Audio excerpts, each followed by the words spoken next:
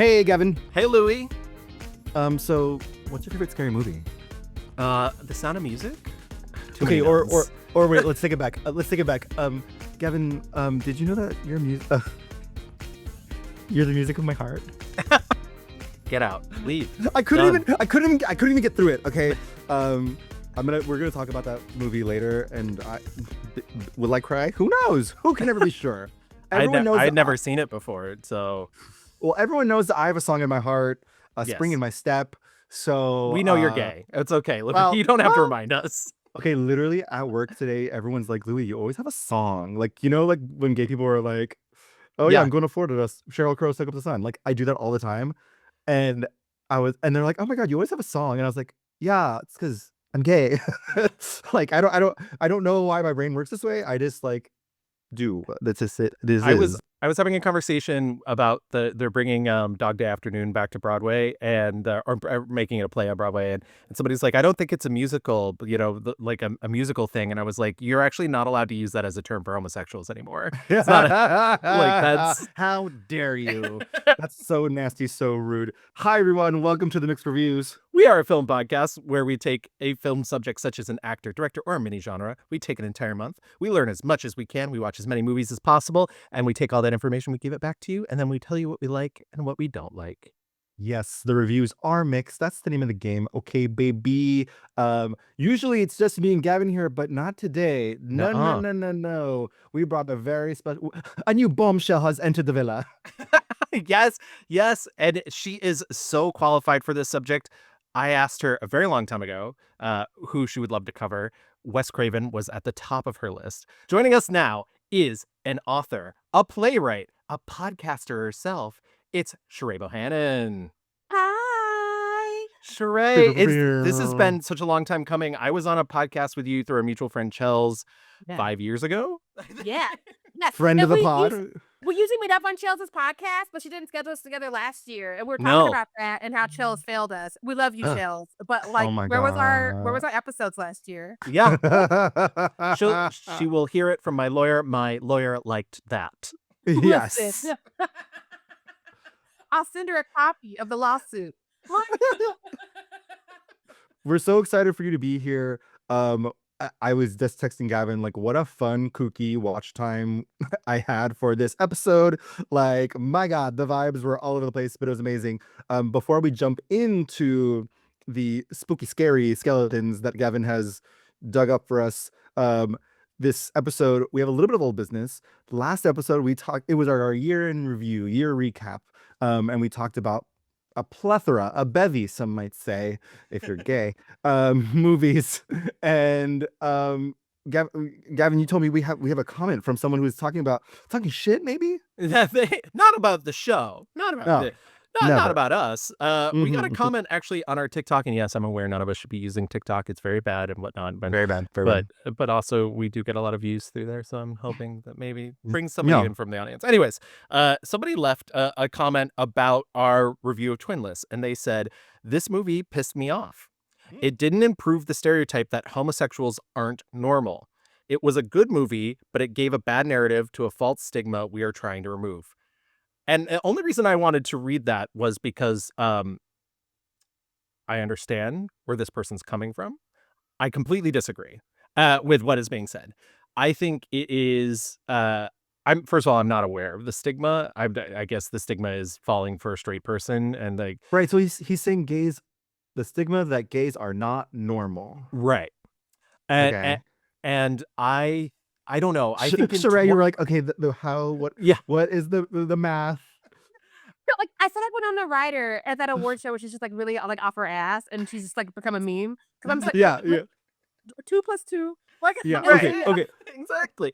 But no, Gavin. But basically what I'm getting at is like I just don't think in 2026 that anybody is striving for complacency or striving for assimilation is actually the word I'm looking for.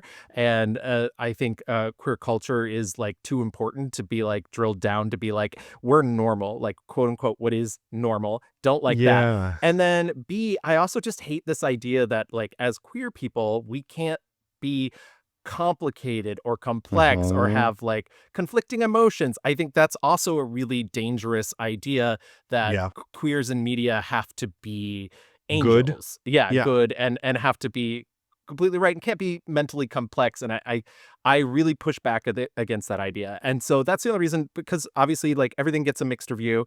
We're all about mixed reviews here. I think that person is it's okay to be in their feelings that way, but I think they maybe should have Well, I think gotten more from the movie than just the surface. Yeah. Right. Yeah. I think like so that reminds me a lot of I I was part of the Queer Big Apple Corps, which is the gay marching band in New York City, and there was a lot of elder lesbians, and they all were so excited to go watch Tar, and they did not like Tar. I mean, I remember they, them just being like, another fucked up lesbian, like in movies, we can never have like one good lesbian. And I was just like, Always that's looking for one good lesbian. it's also how I feel about how everyone reacted to Bros. Even I'm a Bros stan. I know I'm- you are. And you can be wrong. I just think like to the point though, like yes, gays can be annoying and loud and weird because we Yeah. aren't normal. Like we're queer and like that's a beautiful, lovely thing. And yeah, I imagine if Twinless had been like about like an angel baby who like just falls in love. Like no, Right. like he makes a fucked up decision and like has to pay for it and learns and grows. We've had decade upon decade of Love Simons, and I don't mean to target Love Simon because, cute Yeah, movie, yeah. and it has its place, but like, but I'm just tired of that narrative. I don't Yeah, 'cause- need it. I don't need every gay narrative to be about a perfect angel baby, like you said. Yeah, love angel music baby because I'm gay. Sharai, was there a movie from last year that you just like absolutely loved? Dust Bunny, hands down. Wow, Brian nice. Fuller did that. Like it was second only to Sinners. So yeah. Yeah. We loved Sinners on this podcast. Yeah, we Yeah. talked about it a lot in the last I episode. do have taste. Unlike a lot of internet. We try. We try.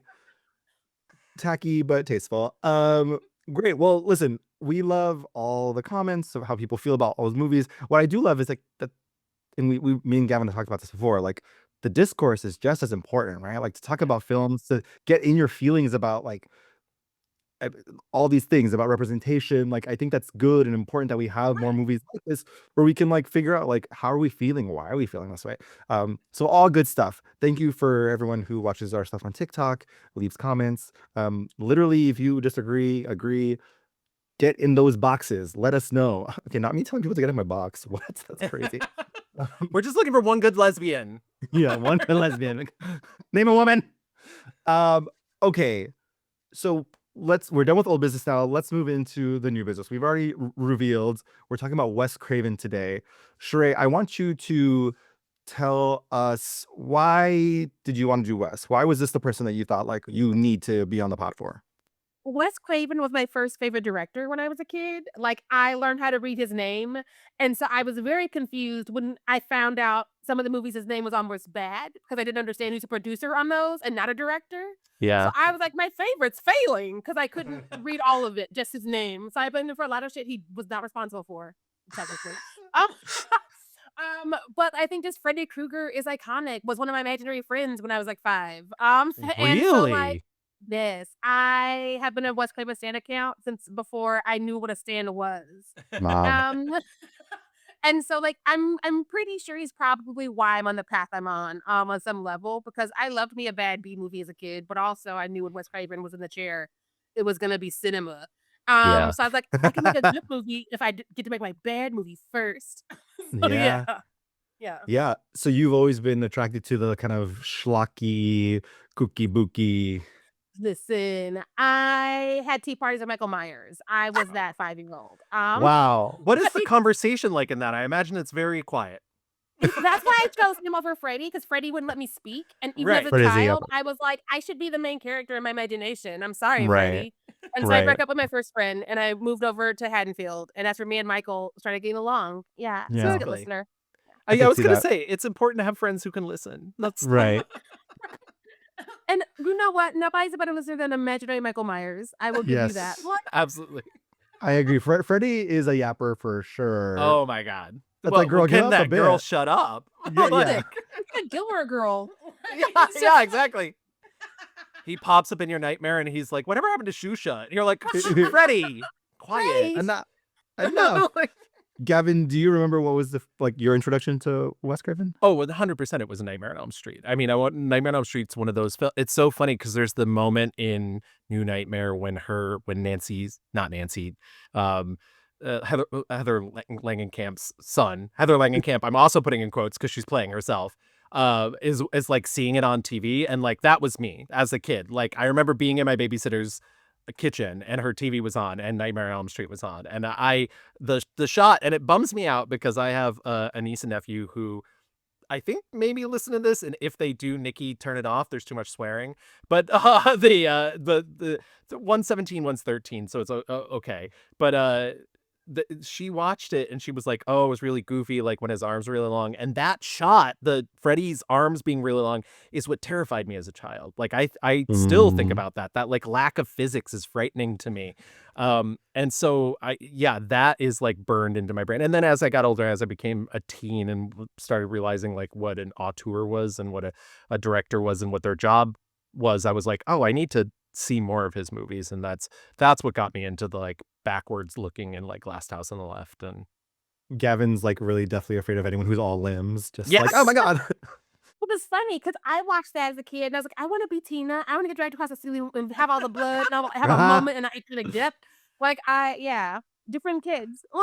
I was a very fearful child. I was terrified that the Ursa from Superman 2 was gonna tear off my badge as an astronaut, and then my suit was going to inflate and she was going to kick me off the moon.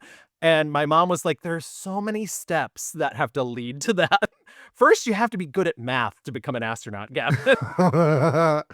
Okay, you guys, I'm trying to think of like what the fuck was I watching when I was a kid? Because it certainly wasn't this. I feel like I did. Yeah, Louis is not a scary movie guy, so I'm a good boy. Not even Scream, Louis? Not even Scream. I saw Scream. Yeah. So like I think like I had like some bad boyfriends who were like and by that I mean they were like straight, right? Like and Straight men are the worst, yes. Yeah.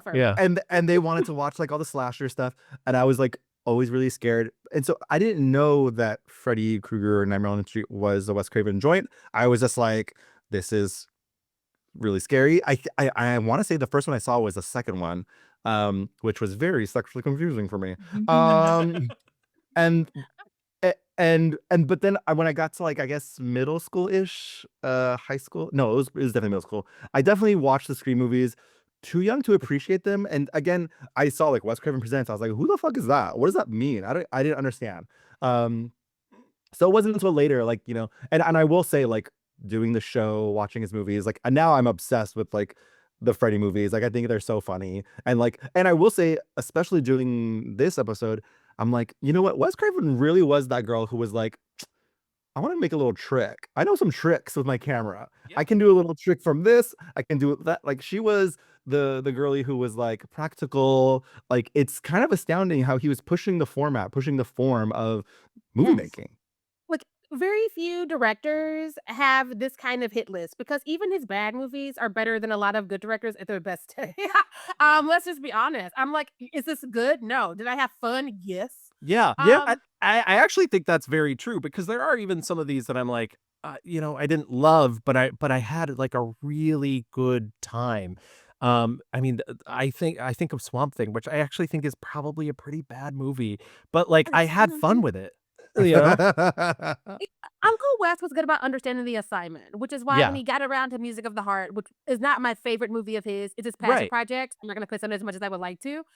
When he got around to that, he knew what the Oscar people wanted. He was Right. like, I Yeah. can do any movie. Give me a second. Meryl Streep, Yeah. come here. Very Way to go, valid. the Oscars. Like, Yeah. and so again, so much untapped potential and was stuck in this genre that he did not know was cool because of him. And so there was a lot of that. I want to get out and do other stuff. I'm stuck in this slacky thing that everybody disrespects, everybody hates horror. Right. And I wish he could be around now for our annoying asses like me to be like, no, you're the best, you're the genius, you're the greatest, never change. But honestly, in doing this and like running into all of these like amazing interviews with him, he did continue to the reason that he like like you said, he didn't want to be a horror movie director, and he did fight against it for most of his life. But the reason why he continued to do it was because he really did enjoy the fans. So he'd be actually very happy to meet somebody like you, because like Wow. he like loved that interaction. I think overall, like, if Scream teaches us anything, it's that he loved movies. He Yeah. loved he loved the mythos of it. He loved, like, I mean, it really does feel like core Americana, like in a very Yes. specific way, right? Of like the director, the ingenue, the like it's he was myth making and doing He's it over and over again. I mean, like you were saying, sure, it's how if he's got Freddy, he's got Scream, Hills Have Eyes. It's kind of like wild how much of the canon is thanks to Wes. Uh, literally, literally. Um, and he was also one of the first mainstream directors I noticed as a kid who understood you could have black leads. So, Yeah. like, People Under yeah. the Stairs and, like, Vampire in Brooklyn, like, who else would have Oh, directed those? I so good. That was actually one of the things, and we'll get to it in a moment when we get into the rewind, but that was actually one of the things that he like instituted when they did Scream 2, was he was like, we're gonna have black characters because we Yeah. didn't really do that in the first movie. Yeah. Listen, Uncle Wes was an ally, and I appreciate that Yeah. because we don't have that now. We have a lot of directors who are still making all white cast movies that are 3 hours Oof. long instead of going to therapy. And I'm like, Mhm. have you just tried talking to a doctor? Have you Yeah. tried that?